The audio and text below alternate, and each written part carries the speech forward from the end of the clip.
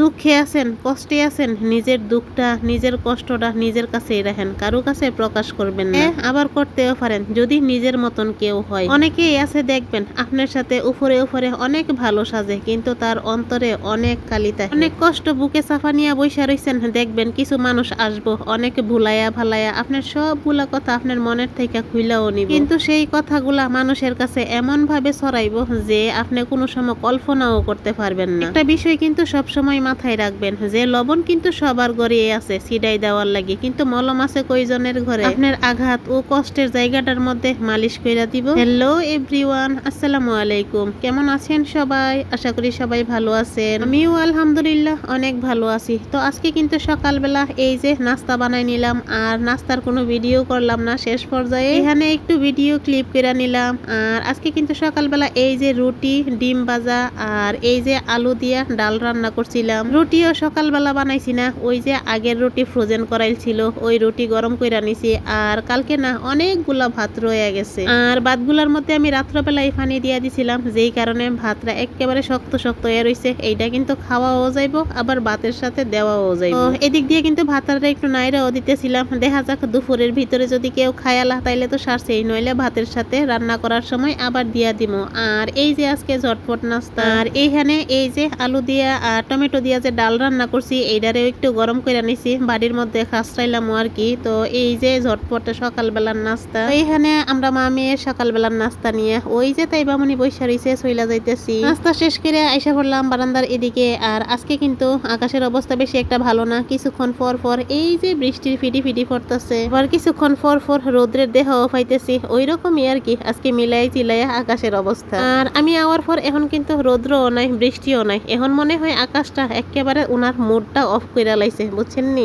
উনি উনার কাজে থাকুক, আমি রান্নার কাজে চইলা যাই। তো আইসা পড়লাম এদিকে। আর আজকে কিন্তু ফ্রিজ থেকে মাছ নামাই নিছি, সামনে যেহেতু ঈদ আসতেছে, যেই কারণে ফ্রিজটা একটু পরিষ্কার করে নিলাম। আর পরিষ্কার করার পর অনেকগুলা মাছ একেবারে নিচে পইরা গেছিল, ওই মাছগুলোও বের করে নিছি। অনেক দিন যাবত থাকার কারণে এই যে দেখছেন নি মাছের কালারটা একেবারে লাল হয়ে গেছে, লাল না হলুদ কালারের মতন হয়ে গেছে আর কি। তো এইটা দিয়ে আজকে আমি ভাবতেছি একেবারে এই যে একটু সিদ্ধ কইরা বুনা কইরা নিব। আমার মনে হইতেছে যে এই মাছটা দিয়া বুনা করলেই মনে করেন মজা লাগবো আর কি। আর তেল শেষ হয়ে গেছিল গা, পরে তেল নিয়ে আইছি। আর এই তেল রান্নার পর না তেলের কালারটা দেখছেন নি কি রকম লাল, মনে হইতেছে যে একেবারে খোলা তেল। আমি বেশিরভাগ সময় 2 লিটার তেলের বোতলে নিয়ে আই, তো বড় বোতল কমই আনা পরে 2 লিটারটা বেশি আনা পরে। তো এদিক দিয়ে কিন্তু আমি তেলটা খুইলাও নিলাম, আর পেঁয়াজ কিন্তু আমি এখানে বসাইয়াও দিলাম। আর এদিক দিয়ে পেঁয়াজটা ভাজা হয়েছে পরে আমি কিন্তু এখানে হলুদ গুঁড়া আর মরিচ গুঁড়া দিয়ে দিলাম। মরিচটা না বেশি একটা ঝাল না, আমি বাজার থেকে দেখাই মরিচটা নিয়ে আইছি। মরিচের কালারটা একেবারে লাল টুকটুকে ছিল, যেই কারণে এই যে এইখানে কিন্তু রান্নার সময় মরিচের কালারটা একেবারে লাল। এই মাছটা দিয়ে যেহেতু ভুনাই করবো, যেই কারণে আমার এইখানে মরিচের পরিমাণটা একটু বেশি দেওয়া লাগছে যেন ঝাল হয় আর কি। আর সেই কারণে দেখেন এইখানে একেবারে কালারটা লাল টুকটুকে একটা কালার হয়েছে। তো আমি কিন্তু এইখানে মাছটা কাটা বাইচ্ছে একেবারে ফ্রেশ করে নিছি, তারপর দিয়ে দিছি আর কি। তো এখন একটু নাড়াচাড়া কইরা নিতেছি। আর আমি এটার মধ্যে কোনো শুটকি ব্যবহার করবো না, কারণ বাসার সবাই শুটকিটা একটু পছন্দ কমই করে। শুটকিটা এই ভুনার মধ্যে দিলে একটু অন্যরকম মজা লাগবো, আর শুটকি ছাড়াই কিন্তু আরেকটা অন্যরকম মজা লাগবো আর কি। তো শুটকি দিলে এক ধরনের মজা, আর শুটকি ছাড়া আরেক ধরনের মজা। এই কারণে আমি এখানে আজকে শুটকি ছাড়াই আর কি এইটা রান্না করবো। আর আমার ভিডিওতে আমি বেশিরভাগ সময় আপনাদেরকে দেখাই যে আমরা শুটকিটা কমই খাই। তো এখানে দেখছেন ভুনা রান্নাটা কিরকম হয়েছে, একেবারে মাখো মাখো মাখো মাখো হয়েছে, কিন্তু এখন কড়াইয়ের মধ্যে নিচ দিয়ে লাইগাও যাইতেছে। এই কারণে আমি নামাই নিব আর কি। আর লেবু পাতা যদি থাকতো, লেবু পাতাটা দিলে আরো একটা গ্রান করতো। আর লেবু পাতা তো নাই, যেই কারণে লেবু পাতা দিতেও পারলাম না। যদি গ্রামের বাড়িতে থাকতাম তাইলে অবশ্যই লেবু পাতা দিতে পারতাম, কারণ গ্রামের বাড়িতে তো একজনের গাছ না থাকলে আরেকজনের গাছ ঠিকই থাকে, যেই কারণে ফাইরাই না দেওয়া যায় আর কি। তো এখানে কিন্তু আমার রান্নাটা শেষ হয়ে গেছে। আর এদিক দিয়ে আমি আর কয়েকটা পেঁয়াজকুচি দিয়েও দিলাম। আর আজকে না কারেন্ট নাই, সকাল থেকে কারেন্ট নাই, যেই কারণে লাইটটাও জ্বালাইতে পারতেছি না। আর কিছুক্ষণ পর পর ওই যে বললাম না আকাশের অবস্থা, হঠাৎ একটু মেঘ আর হঠাৎ একটু বৃষ্টি, তো ওই রকমই আর কি।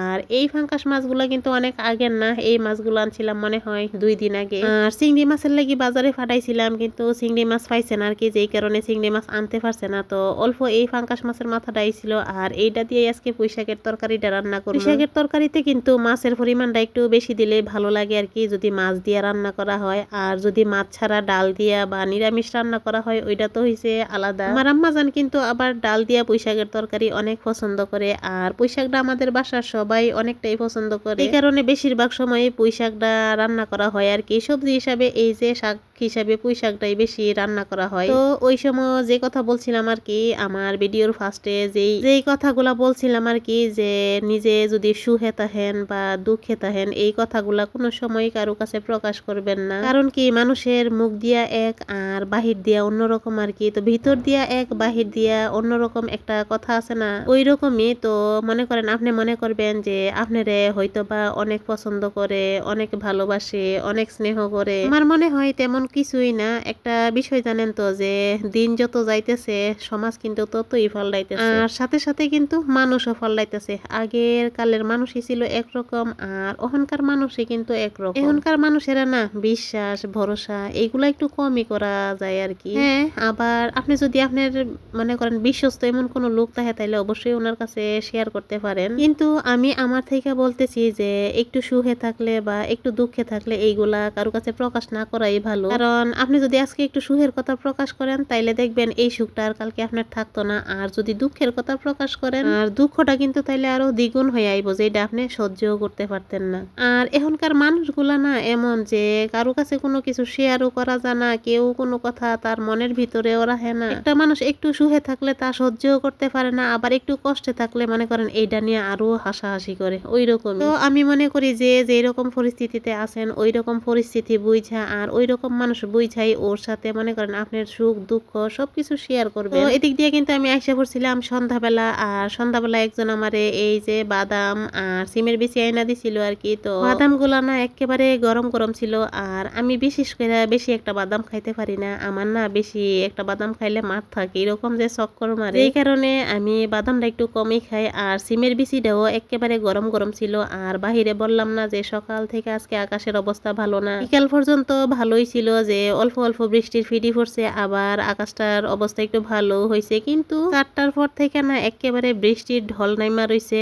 আর এদিক দিয়ে কিন্তু বৃষ্টিতে ভিজাই সিমের বিচি আর বাদাম নিয়ে আইছে, বলতেছে এই বৃষ্টির দিনে সিমের বিচি আর বাদাম খাইতে নাকি অনেক মজা লাগে। তো আমি এখানে সিমের বিচিটা মনে করেন অল্প কয়েকটা ওনারা রাখছে, আর বাদ বাকি গুলা যেগুলা ছিল আর কি, ওইগুলা আমি এখানে ছোট ডিবিটার মধ্যে রাইখা দিলাম। এইটা আবার কিরকম যে হয়ে যাইব পরে, আর খাইতে মজা লাগতো না। তো অল্প কয়েকটা বাদামও ছিল, বাদাম গুলো রাইখা দিলাম। আর ওনারা না সাথে করে আরো একটা মজার জিনিস নিয়ে আইছিল ওনাদেরকে রান্না করে দেওয়ার লাগি। তো এদিক দিয়ে রামেন নিয়ে আইছিল 2 প্যাকেট আর কি। আর আনার সাথে সাথে আমার ছেলে কিন্তু একটা খুইলে ওলাইছে আর কি। তো ও তো একটা বেশি একটা বুঝে না, যেই কারণে খুইলা মনে করতেছে যে এইটা নাকি অনেক মজা। তো আমি আবার ওরে একটু দিয়াও দিলাম। তো এখন ভাবতেছি যে এইখানে কি পেঁয়াজুই বানামো না রামেন রান্না করবো। তো সদস্য সংখ্যারা বলতেছে ওনারা নাকি রামেন খাইবো, যেই কারণে এদিক দিয়া মানুষও যতজন ছিল ততটা ডিমও দিয়া দিচ্ছে। আর ডিম গুলা কিন্তু আমার সিদ্ধ হয়ে গেছে। তো ডিম সিদ্ধ করতে করতে যখনই আমি নুডলসের পানিটা এখানে বসাইতে গেছি, তখনই কারেন্ট চলে গেছিল। এই কারণে আমি রামেন রান্না করার সময় ভিডিও করতে পারছি না আর কি। তো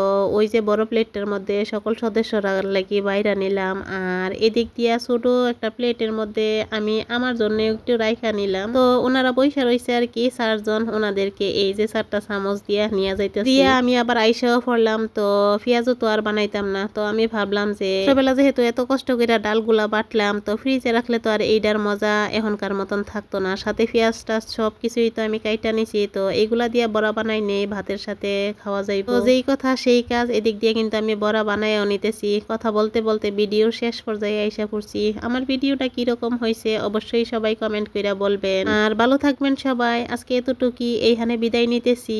আল্লাহ হাফেজ।